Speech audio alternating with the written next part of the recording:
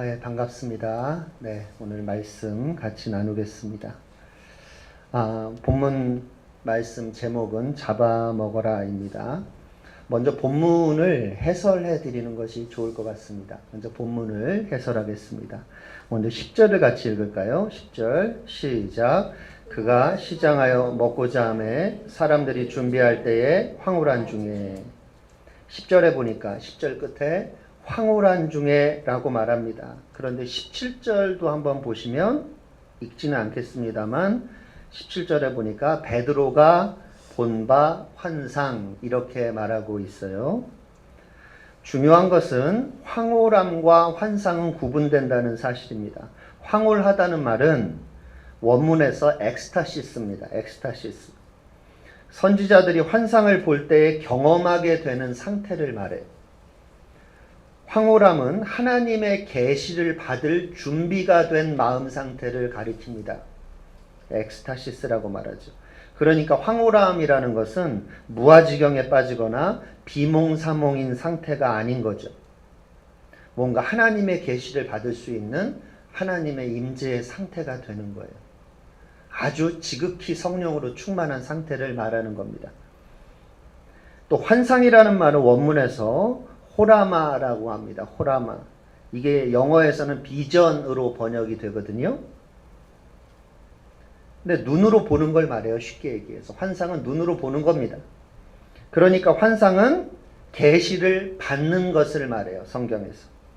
환상이란 그냥 눈으로 보기만 하는 것이 아니라 하나님께서 하나님의 뜻을 선지자에게 계시해 주는 것, 하나님의 뜻을 말씀해 주시는 것을 말하죠.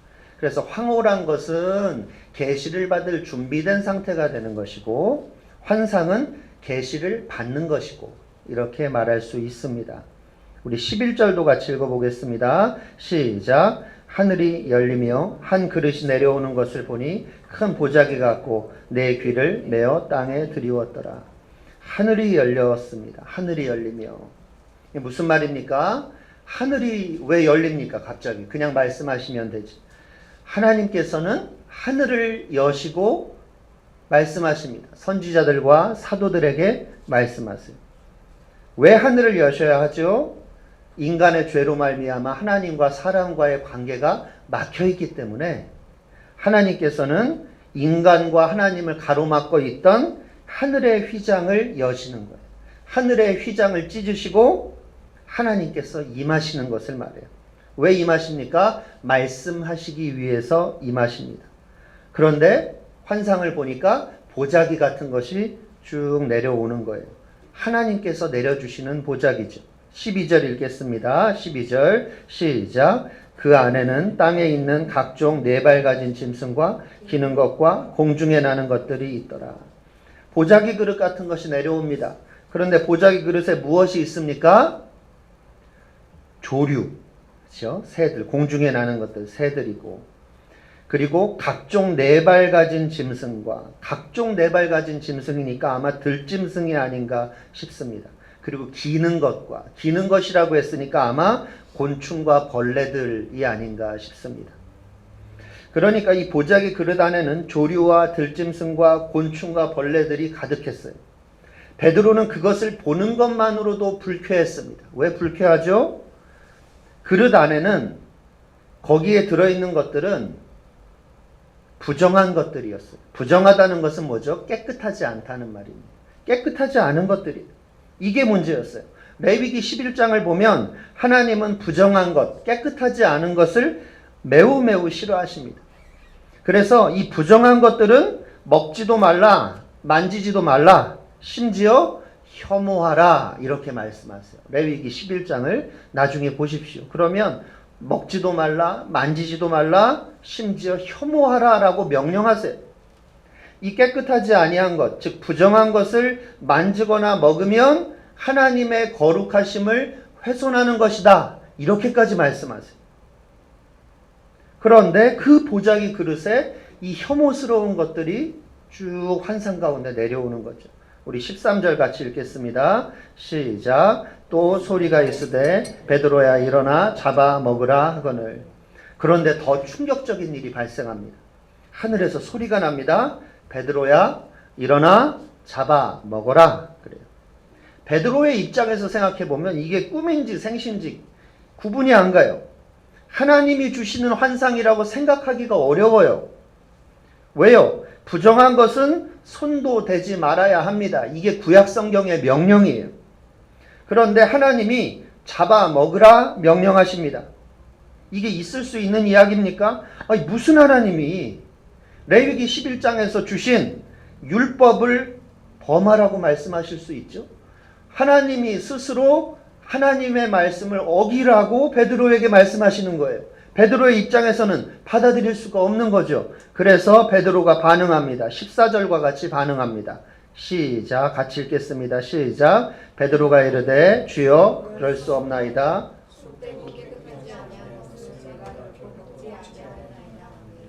네, 베드로는 단호합니다.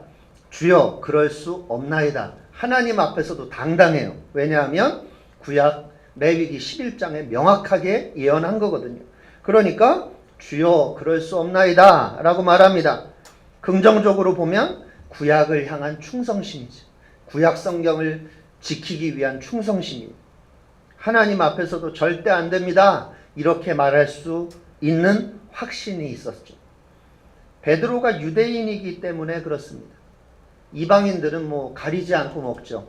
부정한 건지 깨끗한 건지 가리지 않아요. 그러나 베드로는 유대인이기 때문에 부정한 것과 정한 것을 구분해서 만지고 먹고 해야 합니다. 그런데 하나님은 이러한 베드로에게 뭐라고 말씀하십니까? 15절입니다. 같이 읽겠습니다. 또 두 번째 소리가 있으되 하나님께서 깨끗하게 하신 것을 내가 속되다 하지 말라 하더라.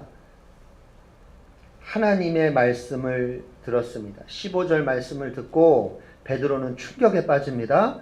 레위기 11장의 율법에 부정한 것들은 먹지도 말라, 만지지도 말라, 심지어 혐오하라 명령하셨어요. 레위기 11장을 주신 이후로 장장 1500년 동안이나 유대인들이 지켜오던 겁니다. 전통도 1500년짜리 전통이에요. 1500년이나 지켜온 율법입니다. 그런데 어느 날 갑자기 베드로는 1500년 동안 지켜온 율법과는 정반대의 환상을 보고 있어요. 우리 100년만 전통이 생겨도 어마어마한 영향력이 있지 않습니까? 그런데 1500년짜리 전통입니다. 심지어 이런 말씀도 하세요. 내가 깨끗하게, 하나님께서 깨끗하게 하신 것을 내가 속되다 하지 말라. 아니 1500년 동안 부정했는데 이제 와서 갑자기 환상이 보이면서 깨끗하다고요? 이제 와서 부정했던 것이 깨끗해졌다? 베드로의 입장에서는 이해가 될까요? 쉽게? 이해가 안 되죠. 구약 성경에 분명히 먹지 말라고 기록도 되어 있고 1500년 동안 조상 대대로 지켜왔던 율법이에요. 그런데 이제 와서 하나님께서 환상을 보여주시면서 이제 깨끗해졌으니까 먹어도 된다? 얼마나 혼란스럽습니까? 하나님은 혼란스러워하는 베드로를 아셨습니다. 그래서 같은 환상을 3번이나 반복하세요. 우리 16절 같이 읽겠습니다. 시작. 이런 일이 3번 있은 후 그 그릇이 곧 하늘로 올려져 가니라. 하늘로 올려져 가니라 말씀하세요. 환상이 끝나면 대체로 그 환상은 순식간에 사라집니다. 그런데 환상이 순식간에 사라지지 않아요? 어떻게 되죠? 그 부정한 동물들, 짐승들, 곤충, 벌레들이 있는 그 그릇이 하늘로 올리워져 갑니다. 그릇이 하늘로 올리워져 갔다? 이게 뭘 의미하죠? 하나님은 부정한 것을 받으신다는 말이죠. 하늘로 올리워져 갔다는 것은 이 부정한 짐승들, 곤충, 벌레들을 하나님은 받으신다라는 환상이에요. 하나님께는 더 이상 부정한 것이 없다. 이 말씀이에요. 이 장면도 베드로에겐 충격이에요. 하나님이 계신 그 하늘로 그 부정한 것들이 담긴 그릇이 올라가는 거예요. 이것이 3번이나 반복돼요. 이 장면이 베드로에겐 충격이었죠. 그래서 17절처럼 반응합니다. 17절 같이 읽겠습니다. 시작.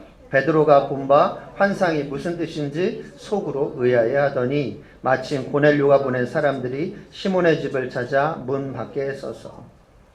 의아해 하더니라고 말합니다. 의아해 하더니란 말은 원문에서 디에포레이라고 합니다. 디에포레이라고 말하는데 심하게 당혹스러워하다라는 말입니다. 어쩔 줄 몰라 하는 거예요. 심하게 당혹스러워했다란 말입니다. 베드로는 큰 충격을 받았습니다. 한데 더 큰 문제는 환상의 뜻을 이해할 수가 없는 게 더 큰 문제예요. 환상의 뜻을 이해할 수가 없어요. 이게 더 큰 문제예요. 환상을 본 것 자체도 충격적인 환상인데, 수용하기가 어려운 환상인데 환상의 뜻이 무슨 뜻인지 모르겠어요. 왜냐하면 환상이 레위기 11장의 율법과 정면으로 충돌하기 때문에 이것을 수용할 수도 없고, 그렇다고 불순종할 수도 없고, 어찌해야 할 바를 모르고 있는 겁니다. 왜 하나님은 베드로에게 부정한 것을 먹으라고 명령하셨을까요? 환상까지 보여주시면서. 부정한 것은요, 이방인을 상징합니다. 정한 것은, 깨끗한 것은 유대인을 상징해요. 그런데 부정한 것을 먹으라고 하신 이유는 뭘까요? 더 이상 이방인을 혐오하지 말라. 더 이상 이방인을 부정하다 말하지 말라, 이겁니다. 베드로의 말을 들어봅시다. 베드로는 그것을 깨달았어요. 우리 사도행전 10장 28절입니다. 제가 말씀을 안 드려서 성경을 직접 찾아보셔야 합니다. 사도행전 10장 28절입니다. 베드로의 말입니다. 베드로가 이 환상을 깨닫고 나서 10장 28절에 그 깨달은 말을 합니다. 10장 28절 같이 읽겠습니다. 시작. 이르되 유대인으로서 이방인과 교제하며 가까이 하는 것이 위법인 줄은 너희도 알거니와 하나님께서 내게 지시하시사 아무도 속되다 하거나 깨끗다 하지 말라 하시기로. 그렇죠. 이게 베드로가 깨달은 바입니다. 이제 오늘 제가 이 본문, 해설한 본문을 가지고 전하고자 하는 메시지는 이것입니다. 고넬료 이야기는 사도행전 10장 1절부터 11장 18절까지 장장 66구절이나 할애해서 기록하고 있어요. 어마어마한 분량입니다. 성경을 기준으로 볼 때는. 이 고넬료 이야기의 핵심은 무엇일까? 이 66구절이나 되는 고넬료 이야기의 핵심은 누구일까요? 더 쉬운 말로 고넬료 이야기의 주인공은 누구일까요? 고넬료입니까? 아닙니까? 고넬료가 아니에요.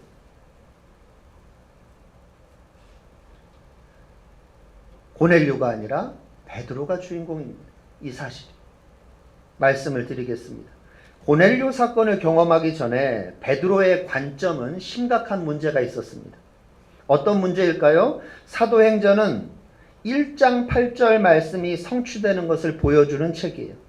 1장 8절이 뭐죠? 너무나 잘 알죠? 오직 성령이 너희에게 임하시면 너희가 권능을 받고 예루살렘과 온 유대와 사마리아와 땅끝까지 이르러 내 증인이 되리라 하시니라. 이 말씀이 성취되는 것을 보여주는 것이 사도행전 1장 8절의 핵심입니다. 그리고 사도행전의 1장 8절은 주제예요. 그런데 사도행전 9장까지는요, 복음이 예루살렘과 온 유대와 사마리아까지 전파가 돼요. 그런데 10장부터는 이제 복음이 어디까지 가야 되느냐? 사마리아를 넘어서 땅끝까지 가야 되는 거죠. 이게 하나님의 계획이고 하나님의 비전입니다. 그런데 땅끝이 뭘까요? 도대체 땅끝이 뭡니까? 어디를 말합니까? 이방인이 바로 땅끝이에요. 이방인이 바로 땅끝입니다. 그런데 복음이 땅끝으로 나가는데 장애물이 있어요. 복음의 장애물이 무엇일까요? 누구일까요? 복음의 장애물은 이방인이 아닙니다. 복음의 장애물은 베드로예요. 복음의 장애물은 사도들이고, 복음의 장애물은 유대인들 중에 초대교회 성도들이, 유대인들이. 왜죠? 유대인들이 볼 때에 이방인들은 부정한 존재예요. 그래서 랍비들이 어떻게 가르쳤냐? 유대인 랍비들이 가르칠 때 이렇게 가르쳤어요. 이방인으로 태어나지 않은 것을 하나님께 감사해라. 이렇게 가르쳤다고 말해요. 또 탈무드에서는 이방인들은 지옥의 땔감이라고 가르쳤어요. 이방인에게는 복음이 필요 없다고 생각했습니다. 실제로. 이방인에게 복음 전할 생각을 하지 않았어요. 그랬기 때문에. 이것이 베드로가 가지고 있던 관점이에요. 이방인에게는 복음이 필요가 없다. 이방인에게는 하나님의 은혜가 필요 없다라고 생각했던 것이 베드로의 관점, 베드로의 생각이었습니다. 그렇다면 복음의 장애물은 누구입니까? 하나님의 관점에서 생각해 보세요. 하나님의 입장에서 보면 복음의 장애물은 이방인입니까? 복음의 장애물은 유대인입니까? 유대인이 되는 거죠. 하나님은 땅끝을 향하여 복음을 전하고자 하는데 유대인들은 그럴 생각이 없어요. 복음의 장애물이 하나님의 백성인 거죠. 이걸 뭐라고 말하죠? 아이러니라고 말하는 거죠. 아이러니한 거죠. 따라서 고넬료 이야기의 핵심은 고넬료가 아닙니다. 핵심은 베드로입니다. 고넬료 사건을 통해서 하나님께서 변화시키기 원하는 사람은 누굽니까? 고넬료 사건을 통해서 누가 변화되기를 원하세요? 바로 베드로가 변화되기를 원하는 거예요. 고넬료가의 이야기의 핵심은 고넬료가 구원받은 게 아니에요. 핵심은 베드로가 변화되는 것이 핵심이에요. 베드로는 무엇이 변화되었습니까? 환상을 통해서 고넬료의 가정을 방문하고 나서 베드로는 관점이 확 바뀌었습니다. 베드로의 관점은 어떻게 바뀌었습니까? 10장 35절 읽어보겠습니다. 제가 말씀을 안 드렸기 때문에 PPT는 없고 말씀을 직접 찾아보셔야 합니다. 사도행전 10장 35절. 사도행전 10장 35절. 베드로의 관점은 이렇게 바뀌었습니다. 같이 읽겠습니다. 시작. 각 나라 중 하나님을 경외하며 의를 행하는 사람은 다 받으시는 줄 깨달았도다. 각 나라 중에서 하나님을 경외하며 의를 행하는 사람이 누굽니까? 이방인 중에서 하나님께 돌아오는 사람들은 다 받으시는 줄 깨달았다. 이 말 아닙니까? 결국 하나님은 이방인을 구원하기 원하신다. 이방인은 더 이상 부정한 존재가 아니다. 이것을 깨달은 거예요. 바로 베드로를 변화시키는 것이 고넬료 사건의 핵심 목적입니다. 베드로는 무엇이 변했습니까? 무엇이 변한 거죠? 이방인을 바라보는 눈이 바뀌었어요. 이방인을 바라보는 눈이 바뀌었어요. 이방인도 하나님이 구원하신다. 땅끝은 바로 이방이다. 이것을 발견한 겁니다. 그러면 지금까지는 성경 얘기를 했고 우리 얘기를 합시다. 우리 얘기. 2019년 대한민국에서 살아가는 우리는 어떻습니까? 오늘 본문의 말씀을 대하면서 2019년 7월을 살아가는, 특히 대한민국을 살아가는 우리는 어떻습니까? 우리 얘기를 해야죠. 지금까지 성경 이야기 했고 2000년 전 이야기 했고 한국교회가 힘들다고 말합니다. 왜 힘들죠? 세상이 더 악해지고 문화가 빠르게 변하고 교육을 많이 받고 삶이 풍족해지니까 더 이상 사람들은 하나님을 찾지 않는다. 이렇게들 말합니다. 물론 틀린 말은 아닙니다. 그것도 이유가 됩니다. 그러나 오늘 제가 설명드렸던 본문 말씀과 한국교회의 상황은 유사하다는 것입니다. 오늘날도 마찬가지예요. 복음의 장애물은 불신자들이 아니라는 말입니다. 오늘날도. 복음의 장애물은 세상이 아닙니다. 복음의 장애물은 우리들입니다. 그리스도인들이에요. 이걸 뭐라고 말하죠? 아까도 말씀드렸지만 아이러니죠. 우리도 베드로처럼 변화되어야 한다는 사실입니다. 베드로처럼 관점이 바뀌어야 한다는 사실이죠. 오늘날의 이방인은 누구입니까? 베드로 시대의 이방인은 유대인이 아니면 다 이방인이었어요. 그러나 오늘날 2019년에 있어서 하나님이 보실 때 이방인은 누구죠? 그리스도가 없는 영혼들이 이방인이죠. 불신자들이 이방인이죠. 우리도 베드로처럼 세상을 바라보는 눈이 바뀌어야 합니다. 우리도 베드로처럼 불신자를 바라보는 눈이 바뀌어야 한다는 사실입니다. 우리 말씀을 찾아보겠습니다. 누가복음 15장 7절 말씀입니다. 신약성경 121페이지 누가복음 15장 7절을 찾겠습니다.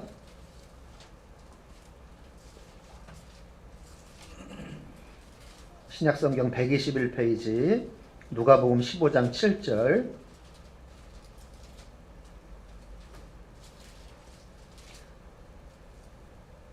같이 읽겠습니다. 시작. 내가 너희에게 이르노니 이와 같이 죄인 한 사람이 회개하면 하늘에서는 회개할 것이 없는 의인 99으로 말미암아 기뻐하는 것보다 더하리라.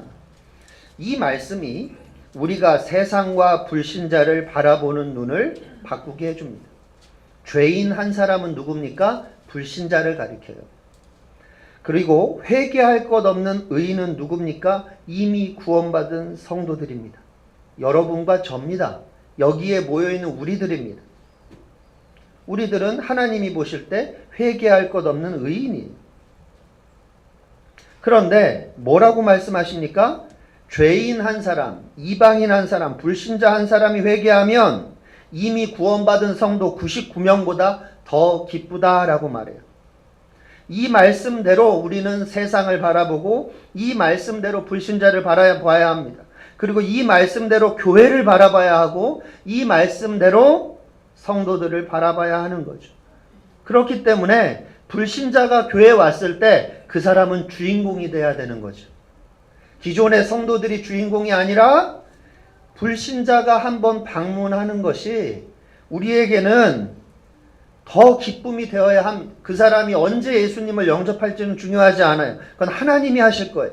우리의 힘으로 할 수 없습니다. 그러나 불신자가 교회에 한번 와보는 것, 이것만큼 중요한 것이 없다는 사실입니다. 우리는 그것을 기뻐해야 합니다. 그러면 질문이 나올 거예요. 어떻게 하면 우리도 베드로처럼 누가복음 15장 7절처럼 변화될 수 있을까요? 우리도 그렇게 변화되고 싶어요, 사실은. 예. 불신자 한 사람이 교회에 오는 게 더 기쁘고 싶고, 베드로처럼 세상을 바라보는 관점, 불신자를 바라보는 관점이 바뀌고, 아, 하나님의 뜻이 이것이구나 깨닫고 싶어요. 그런데 안 되잖아요.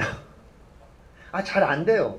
성경책 한번 읽기 힘들어요. 직장생활 하다 보면 기도하는 것도 힘들고 집에 오면 성경 읽고 싶은 게 아니라 쉬고 싶고. 그렇죠. 유튜브를 봐도 재밌는 거 보고 싶지 설교 듣고 싶지 않아요. 우리는. 이게 우리의 현실입니다. 그러면 어떻게 하면 베드로처럼 누가복음 15장 7절처럼 변화될 수 있을까요? 어렵게 이것도 해야 하고 저것도 해야 하고 그런 게 아니에요. 하나만 변화되면 됩니다. 하늘의 DNA를 가져야 합니다. 하늘의 DNA가 뭡니까? 아까 말씀드릴 때 하늘이 열리며 환상이 보였죠? 마찬가지입니다. 우리에게는 하늘이 열려져서 하늘의 DNA가 우리에게 공급되어야 합니다. 여러분, DNA는 뭡니까? 맨눈으로 보이지 않죠. 정밀하게 관찰하기 전에는 보이지 않는 게 DNA예요. 그러나 DNA는 맨눈으로 보이지 않지만 분명히 존재합니다. 그리고 DNA는요, 눈에 보이는 외모를 결정하고 체질을 결정하고 심지어 건강까지도 결정하죠. 이게 DNA죠. 마찬가지입니다. 맨눈에는 안 보이는 하늘의 DNA가 있어요. 이것이 성도를 결정합니다. 맨눈에 안 보이는 하늘의 DNA가 뭡니까? 이것만 있으면 돼요. 복잡하게 많은 것을 할 필요가 없어요. 교회가 요구하는 게 참 많아요. 참 요구하는 게 많습니다. 기도도 하라 그러고 큐티도 하라 그러고 새벽 기도도 하라 그러고 성경도 읽으라 그러고 주일 예배 나오라 그러고 수요 예배 나오라 그러고 구역 예배도 나오라 그러고 전도도 하라 그러고 뭘 그렇게 시키는 게 많아요. 그런데 우리가 감당할 수 있는 것은 몇 개 안 돼요. 사실 주중 예배 한 번 나오기도 힘들다는 사실입니다. 그러나 우리가 변화되기 위해서는 그 모든 것을 다 행해야 되는 것이 아니라, 물론 하면 좋지만 하늘의 DNA가 없이 그것을 하면 그것은 부담만 됩니다. 하늘의 DNA가 뭐죠? 하늘의 DNA를 가져야 한다고 말하는데 하늘의 DNA가 뭡니까? 간단합니다. 예수님의 마음입니다. 예수님의 마음을 갖는 거예요. 우리가 큐티를 못하더라도 예수님의 마음을 가져야 합니다. 새벽 기도에 못 나오더라도 예수님의 마음을 갖고 있는 것이 중요해요.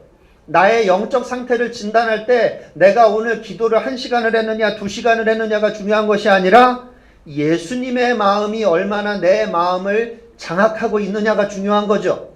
기도의 분량보다 중요한 것은 예수님의 마음의 분량이에요. 내 안에 있는. 예수님의 마음을 가져야만 베드로처럼 변화될 수 있습니다. 환상을 통해서 베드로는 예수님의 마음이 무엇인지 깨달은 거예요. 하나님의 마음이 무엇인지 깨달았고 그 마음을 자기의 마음에 채웠어요. 그러면 예수님의 마음이 뭡니까? 쉽게 얘기해 주세요. 방금 읽은 누가복음 15장 7절의 마음을 갖는 거죠. 방금 읽은 누가복음 15장 7절의 마음이 뭐죠? 하나님을 모르는 영혼을 향한 애통함입니다. 진리를 찾아 방황하는 영혼을 향한 관심이에요. 예수 믿으라고 말할 수 있는 용기입니다. 예수 믿으라고 말하기 정말 어렵습니다. 요즘같이. 직장 동료에게 예수 믿으라고 말하는 것처럼 부담스러운 게 없어요. 예수 없이는 결국에는 지옥 형벌만 남는다 말해줄 수 있는 사랑입니다. 사랑이 없기 때문에 우리가 전도하지 못하는 거예요. 예수의 풍성함을 함께 누립시다 말할 수 있는 간절함입니다. 이것이 누가복음 15장 7절의 마음이고 예수님의 마음이에요. 그러나 교회와 성도들의 현실은 어떻습니까? 교회 부흥에 대한 열망은 있어요. 좋은 겁니다. 그러나 예수님의 마음은 없을 때가 많아요. 이걸 뭐라고 하죠? 아이러니라고 하죠. 교회는 부흥하기 원하고 우리 교회가 잘 되기 원하고 내가 기도 응답 받기 원하고 내가 하나님의 축복을 많이 받기 원하지만 예수님의 마음은 없다는 사실입니다. 열심히 기도하지만 예수님의 마음이 없어요. 열심히 성경을 보고 연구하지만 예수님의 마음이 별로 느껴지지 않아요. 뭘 좀 새로운 것을 알게 됐으니까 기쁜 거예요. 이게 예수님의 마음이 없는 거죠. 아이러니한 거죠. 왜 이런 아이러니한 것이 생기죠? 왜 교회가 부흥되기 원하지만 예수님의 마음은 없죠? 왜 이러한 아이러니한 현상이 생기죠? 간단합니다. 예수님을 흉내내려고 하니까 그렇습니다. 예수님을 흉내내려고 할 필요가 없어요. 그건 주님 뜻이 아닙니다. 왜 이런 아이러니가 생깁니까? 우리가 사도들을 흉내내려고 하니까. 사도 바울 흉내를 내려고 하니까 못 읽겠는 거예요, 성경을. 사도들을 흉내낼 필요가 없어요. 베드로를 흉내낼 필요가 없습니다. 주님 뜻이 아닙니다. 안진뱅이를 일으켰던 거는 베드로지 내가 아니에요. 내가 그렇게 할 필요는 없어요. 여러분, 흉내내는 것은 믿음이 아닙니다. 흉내내는 것은 신앙의 본질이 아닙니다. 흉내내는 것은 바리새인들의 율법에 불과합니다. 흉내내다 보면 바리새인들처럼 율법주의자들이 돼요. 흉내내지 말고 하늘의 DNA만 가지면 됩니다. 즉 예수님의 마음만 내 안에 충만하면 됩니다. 그러면 어떻게 예수님의 마음을 가질 수 있습니까? 어떻게 하늘의 DNA를 가질 수 있습니까? 한 가지밖에 없어요. 아무리 고민하고 고민해봐도 한 가지밖에 없더라고요. 성령의 도우심을 구하는 겁니다. 이 기도 많이 하라는 얘기가 아니죠. 이 말은요. 성령의 도우심을 구하는 거예요. 물론 기도하라는 얘기지만 기도 많이 하라는 얘기가 아닙니다. 기도의 내용이 바뀌어야 한다는 사실이죠. 기도에 대한 열정이 바뀌어야 된다는 사실이죠. 물론 내 문제가 해결되는 것 중요합니다. 우리 가정이 축복받고 우리 가정이 건강한 것 중요한 문제예요. 그러나 예수님의 마음이 없이 우리가 축복을 받아 놓으니까 세상에 지탄을 받는 겁니다. 성령의 도우심을 구해야 합니다. 그래야 예수님의 마음을 가질 수 있어요. 성령 하나님, 예수님의 마음으로 나를 충만하게 채워 주시옵소서. 성령님이 역사해 주셔야 합니다. 예수님의 마음으로 나를 충만하게 채워 주시옵소서. 이렇게 기도해야 한다는 사실입니다. 성령의 도우심과 성령의 역사하심만이 유일한 대안이에요. 다른 방법이 없어요. 성령으로 충만할 때만 내가 예수님의 마음으로 충만하게 돼요. 성령 충만해야 되는 거죠. 성령 충만 없는 선교, 성령 충만 없는 예배, 성령 충만 없는 사역이 얼마나 많습니까? 여러분, 내 힘으로 안 됩니다. 아무리 노력하며 노력할수록 나의 마음은 예수님의 마음으로 채워지지 않아요. 성령의 도우심으로만 내 마음이 예수님의 마음으로 채워질 수 있어요. 내 노력, 내 헌신으로는 예수님의 마음을 가질 수 없습니다. 기도해야 합니다. 그냥 기도하지 말고 성령의 도우심을 구하는 기도를 해야 합니다. 성령 하나님, 나는 할 수 없어요. 내 힘으로는 예수님의 마음을 가질 수 없어요. 심지어 기도하는 것도 싫어요. 성경 읽는 것도 게을러집니다. 그러나 나는 예수님의 마음을 갖고 싶습니다. 성령님 도와주십시오. 이렇게 기도해야 한다는 사실입니다.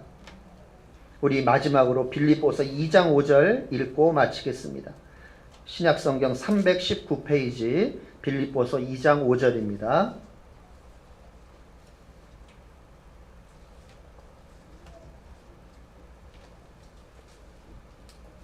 빌립보서 2장 5절 신약성경 319페이지입니다.